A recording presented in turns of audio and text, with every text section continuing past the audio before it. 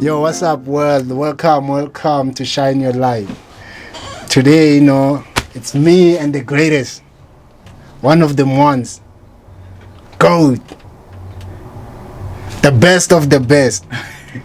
Mike the greatest.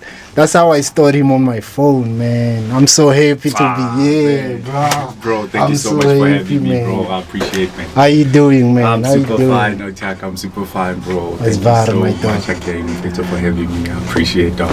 It's var. Today it's about you, my dog. It's about you. We wanna know, man. First of all, man, people.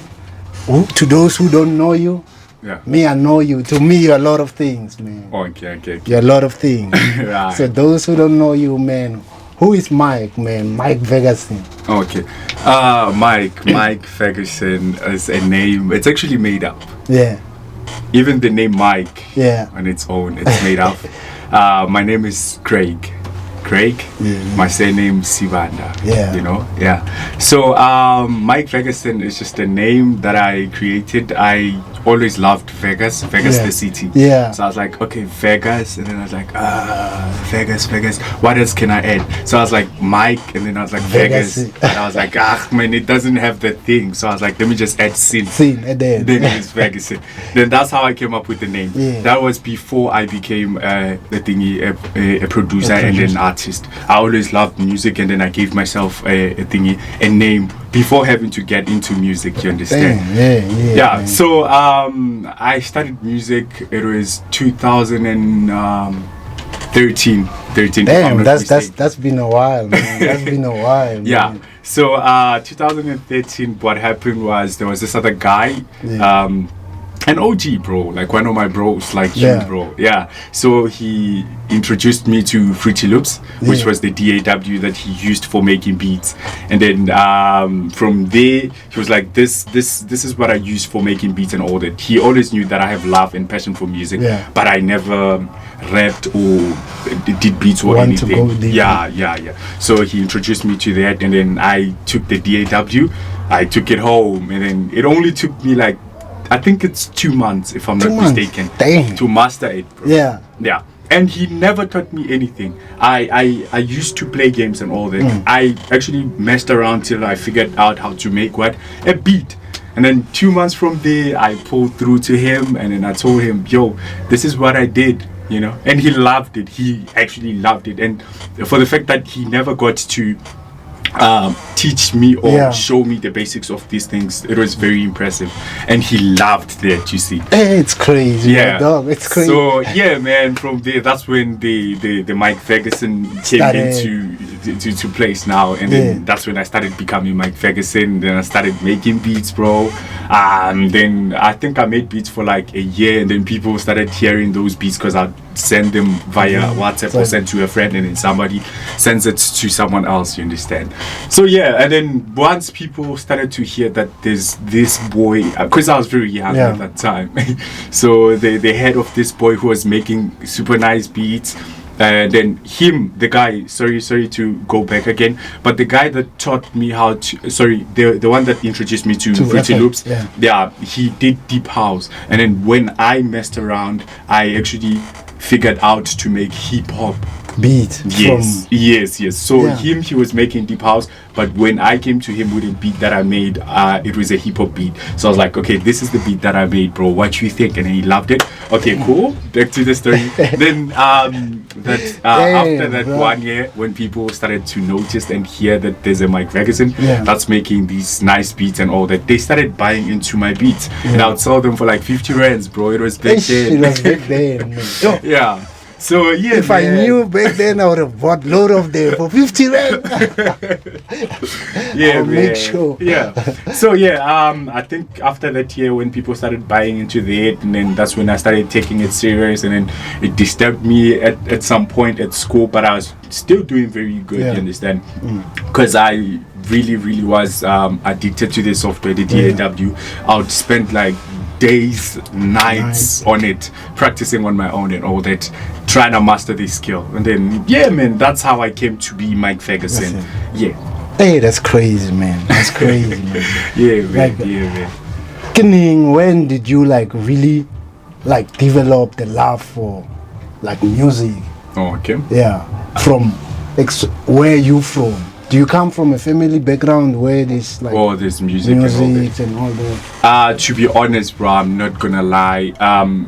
I have never heard of anyone, or there's no one that I know of that does music from my family. Yeah, I only know them as people who just listens to music and enjoy music, but there's no one in particular that's been, say, example, being a producer or being a singer and all that. They just love music. So I think it's just me that's in love with music and then decided, you know what, let me give it a try, and then I got good at it. Hey man, it's crazy, bro. It's crazy, man. It's very crazy, bro. And from how I know you, like the things that you do, yeah, man, bro, I don't know, man. I don't know, for real. Like a legend, for real. A legend, for real. You, man. Much love and respect.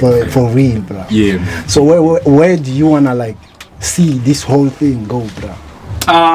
Well, for me, bro, the biggest dream in this music industry is to see myself as one of the biggest producers. I look up to people like Dr. Dre, DJ Khaled. Yeah, all these big OGs, ones, and so I see myself owning a record label. I see myself as a gateway for these new artists and all that, because I feel like the game ain't fair, because we have, like, say example, in the South African music industry, we know that when it comes to amapiano, we only have like 3 people who are like the gatekeepers to this industry. You understand what I mean? So I want to create a platform so big, so good, that I put a lot of young stars out there, because it's a lot of talent, bro. It's a lot of talent out there. So I just want to serve as that gateway. I just want to give them a platform. I just need these people to be heard, because growing up in this music thingy, I always wished if there was someone who could just hear me out, like, and then they love me and then put me on. But it never happens, because you don't choose. You either put by someone in the game, or you like it, or you just work your way to the top. You understand? So I just want to create that platform, and the platform I'm planning on creating with a record label, and owning multiple studios, employ a couple of producers and all that, and then having the biggest YouTube channel. But I don't want to disclose the details of the YouTube channel, because somebody else might hear that, and already you're giving someone the idea. Exactly. So since talking about like working your way up, what are the most difficulties or when you've encountered coming up from molding thing, like? Okay, bro. I think the most difficult stage is deciding, okay, I want to be a producer, right? But you don't have the instruments to you don't have equipment, you don't have anything, you don't have guidance. It's not like you went to school to do all those things, you understand? So I had to work my way, bro. I had to fight for everything that I have, you understand? Today I can manage to buy this from the very same music that I'm doing. So back then, bro, I'm not gonna lie, I never had anything, bro. Like, getting equipment was very hard. Getting the right people to teach me certain things, and also having to figure out all these things by yourself was very hard for me. You understand? Because I had to spend sleepless nights, bro. I had to wake up early in the morning. I had to listen to Abo Mama. You know, we are in SA, and I had to listen to Abo Mama Babangani saying that he's not going anywhere. You know, boys who love music are not going anywhere. So because they've never seen anyone. Yes. You cannot blame them also. They've never seen anyone. Exactly. They know. Exactly. So it's like in a village where there's like these bunch of youngsters. If they've never seen anyone turn into a star or live that dream, then to them it's almost impossible. So I had to listen and to accept what people had to say about me back then, saying that he loves music, you end up doing drugs. I remember, let me not say it, because you can say it. You can say it, but there's something this free space, like, you want to talk about there is people, bro, out there in the villages, in the ghetto, like going through the same shit that I went through, that you went through, that we went through. Yeah. Oh, so I remember there was a time I had friends, but I'm not gonna say where and how and say in just the situation. Yeah, but I remember there was someone that said some hurtful things, bro. Like kids who do music will not go anywhere, and there'll be the kids that rob us tomorrow, or these druggies and all that. Yeah. And that person was actually a mother to a friend, someone that's really close to me.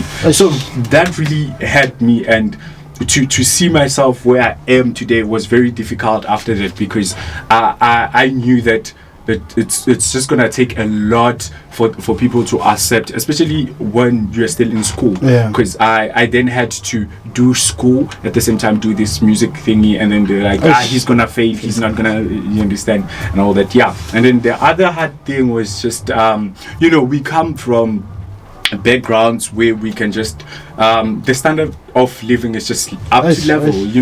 We are not rich, we are not poor, but we just can afford. We are trying. Yeah. So for me to can ask my parents to can say, example, can you please buy me these certain speakers because they are of this quality and all that.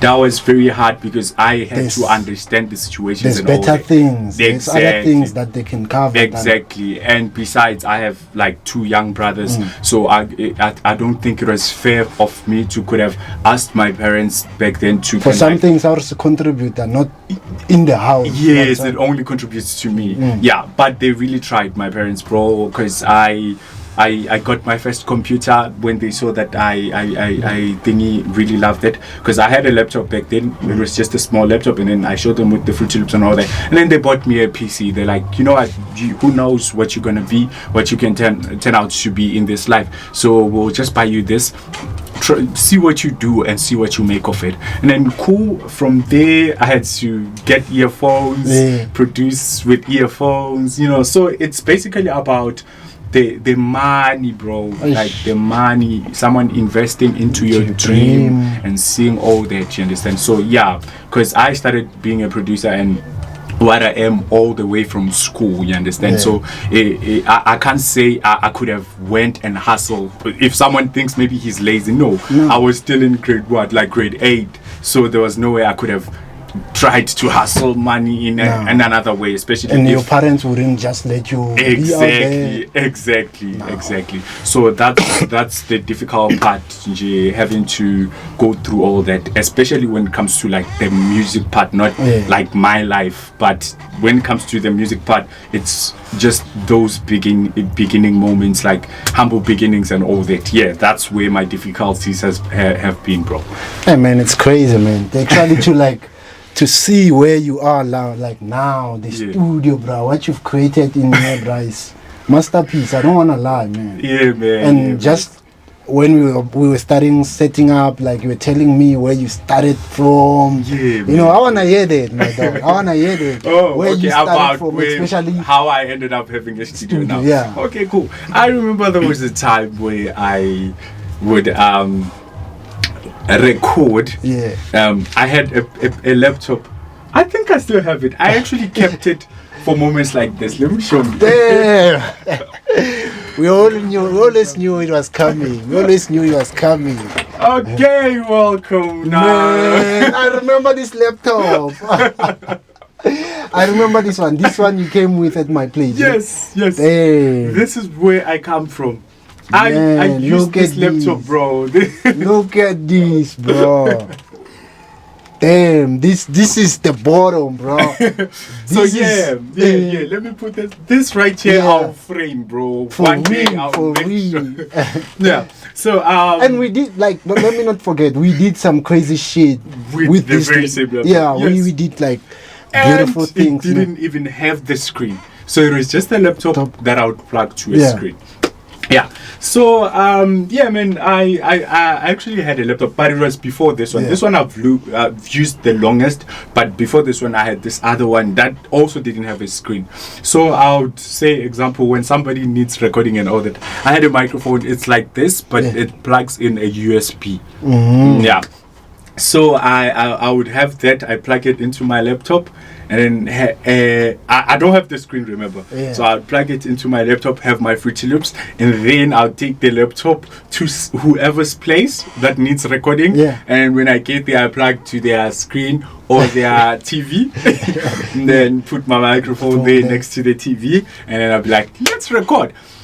Now, one thing that got people to work with me, it wasn't about, you know, you could have laughed, obviously, if I told you that I'll come with my laptop and my USB cable microphone. You would laugh, you know. But things that I could do with that was very important. And that's where people fell in love with what I do and all that.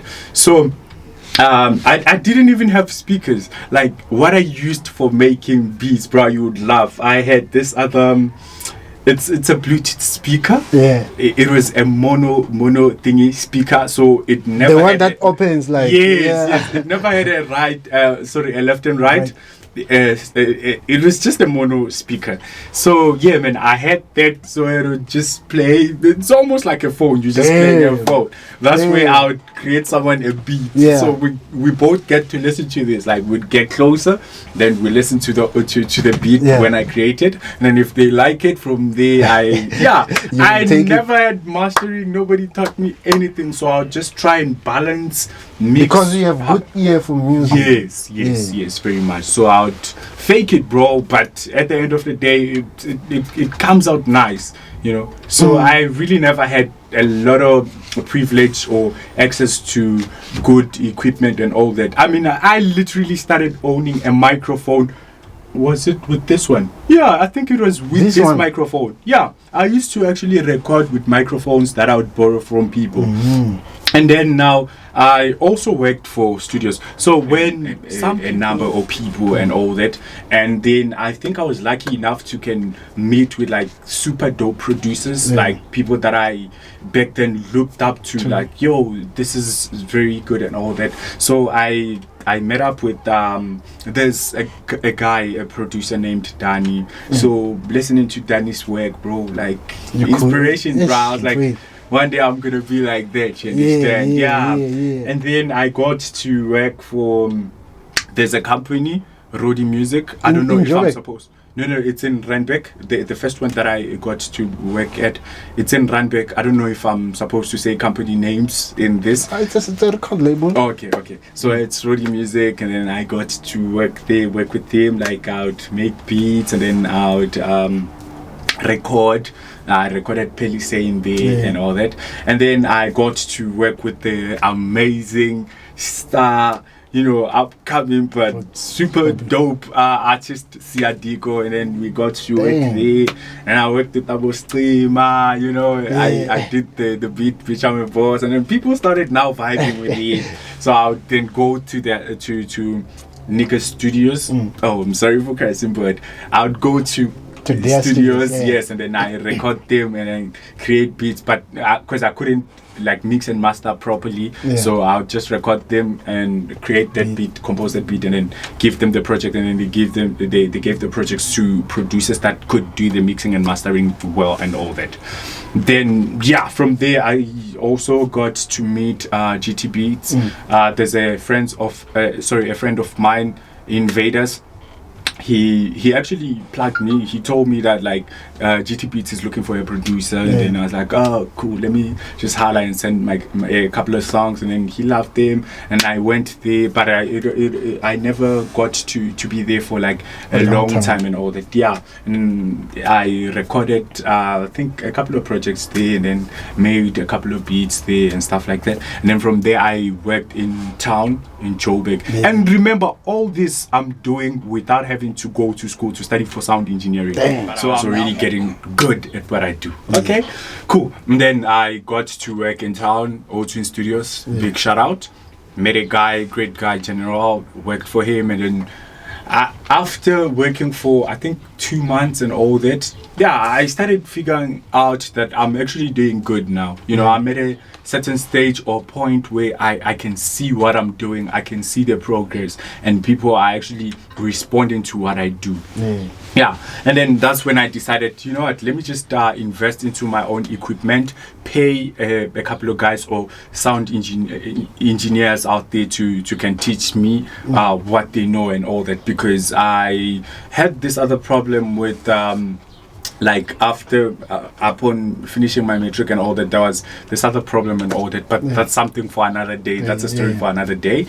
But I wasn't fortunate enough to can do the studying and all that, so I had to find a way to can get good and advance to where I am today. And then that's when I started recording people, and then saved money, and then I bought small speakers. It was BX5 speakers, audio, and then I managed to get a sound card, and then I borrowed a microphone, and then from there I managed to buy an SE, and then all this was last year. After working for all these studios, I was like, you know what, I saw that people can never respond to anything that they don't like. Why waste their time?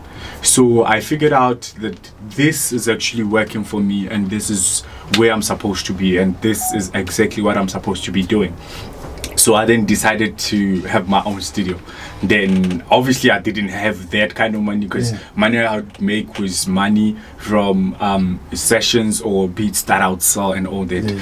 I then decided, let me just save up money, let me work on everything that I'm working on, let me save up and buy equipment. Slowly but surely I'll get there. Fortunate enough, people knew me then, and then now they started coming in with like, okay, example, some would come with like 3K, like, yo, I need 2-3 songs, you know.